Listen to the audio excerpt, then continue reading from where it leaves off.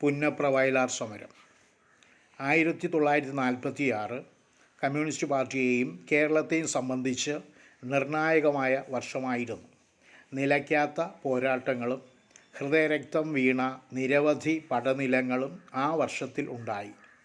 ആ പോരാട്ടങ്ങൾ ഐക്യകേരള പിറവിക്ക് വഴി തെളിക്കുകയും ജന്മിത്വത്തിനെതിരായ കലഹത്തിൻ്റെ ശക്തി വർധനവിനും കാരണമായി. രാജ്യത്തിൻ്റെ സ്വാതന്ത്ര്യ സമര ചരിത്രത്തിൽ പൊതുവേയും കേരളത്തിൻ്റെ ചരിത്രത്തിൽ പ്രത്യേകിച്ചും അടയാളപ്പെടുത്തപ്പെട്ട ഒന്നാണ് പുന്നപ്ര വയലാർ സമരം. സ്വതന്ത്ര തിരുവിതാംകൂർ എന്ന ആശയവും അമേരിക്കൻ മോഡൽ ഭരണമാതൃകയും ദിവാൻ CP രാമസ്വാമി അയ്യർ മുന്നോട്ട് വച്ചു. ഐക്യ കേരളമെന്ന ലക്ഷ്യത്തെ അട്ടിമറിക്കുന്നതായിരുന്നു രാമസ്വാമി അയ്യരുടെ ആശയങ്ങൾ. മലബാറും കൊച്ചിയും തിരുവിതാംകൂറും ഒത്തുചേർന്ന കേരളത്തെ ലക്ഷ്യമാക്കി പൊരുതിയവരാണ് കമ്മ്യൂണിസ്റ്റുകാർ. ഐക്യ കേരള പിറവിക്ക് മുഖ്യമായ പങ്കുവഹിച്ചത് പുന്നപ്ര വയലാർ സമരമാണ്. ഈ പുന്നപ്ര വയലാർ സമരത്തിന് നേതൃത്വം നൽകിയത് K. Sankaranarayanan Thampi, KV Thomas, CK കുമാരപണിക്കർ, KV പത്രോസ്, സുഗതൻ എന്നിവരായിരുന്നു.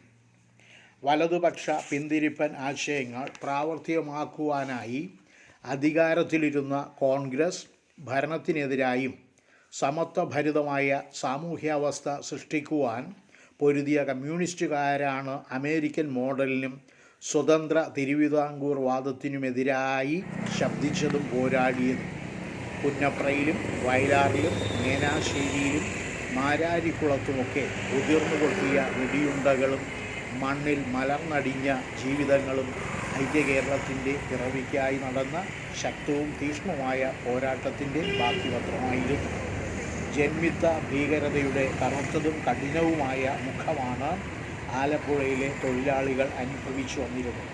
കർഷക തൊഴിലാളികളെയും കുടികിടപ്പുകാരെയും തെങ്ങിൽ കെട്ടി നിർത്തി ചാട്ടവാർ കൊണ്ട് മർദ്ദിക്കുകയും കുടിലുകൾക്ക് തീവയ്ക്കുകയും സ്ത്രീകളെ മാനഭംഗപ്പെടുത്തുകയും കൃഷിയിടങ്ങൾ നശിപ്പിക്കുകയും വളർത്തുമൃഗങ്ങളെ കൊല്ലുകയും എന്നീ ക്രൂരവിനോദങ്ങളായിരുന്നു ജന്മിത്വ ഭരണകൂടം നടത്തി വന്നിരുന്നത്.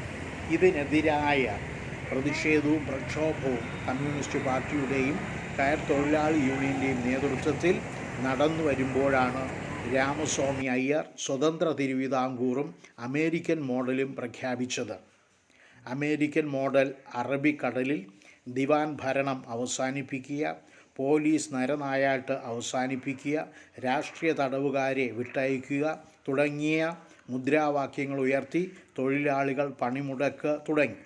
1946 ഒക്ടോബർ 24 ആലപ്പുഴയിൽ 4 തൊഴിലാളി പ്രകടനങ്ങൾ നടന്നു.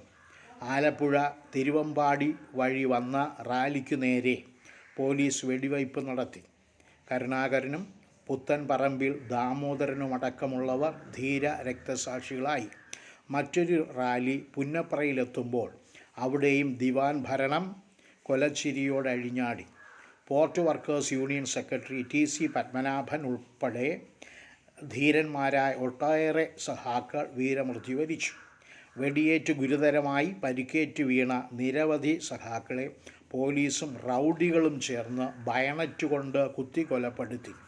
ശേഷിച്ചവരെ ലോറിയിൽ വലിച്ചെറിഞ്ഞ് ചുടുകാട്ടിൽ കൊണ്ടുപോയി പെട്രോൾ ഒഴിച്ച് തീവച്ചു കൊന്നു. കൂട്ടത്തോടെ അഗ്നിക്കിരയാക്കപ്പെട്ട മനുഷ്യകൂമ്പാരത്തിൽ ജീവനുള്ള സഖാക്കളും ഉണ്ടായിരുന്നു. ഒക്ടോബർ 25 രാമസ്വാമി അയ്യർ തിരുവിതാംകൂറിൽ പട്ടാള ഭരണം പ്രഖ്യാപിച്ചു. 26 കാട്ടൂരിലും മാരാരിക്കുളത്തും യന്ത്രത്തോക്കുകൾ തീതുപ്പി. കാട്ടൂരിൽ കാട്ടൂർ ജോസഫും മാരാരിക്കുളത്ത് പാട്ടത്ത് രാമൻകുട്ടി, ആനക്കണ്ടത്തിൽ വെളിയിൽ കുമാരൻ തുടങ്ങി 6 പേരും ധീര രക്തസാക്ഷിത്വം വരിച്ചു. ഒക്ടോബർ 27 വയലാറിലും മേനാശ്ശേരിയിലും ഒളതലയിലും ദിവാൻ ഭരണത്തിൻ്റെ പൈശാചിക അലറിയാർത്തു. അടിപതറാതെ നിലയുറപ്പിച്ച സഖാക്കൾ യന്ത്രത്തോക്കുകൾ ഉതിർത്ത വെടിയുണ്ടകൾ മാറിലേറ്റുവാങ്ങി. അവർ അനശ്വരന്മാരായി തീർന്നു. തൊഴിലാളി കർഷക സഖാക്കളുടെ ശവശരീരങ്ങൾ കൊണ്ട് കുളങ്ങൾ നിറഞ്ഞു. 3 മൺകൂമ്പാരങ്ങൾ ഉയർന്നു നിന്നു.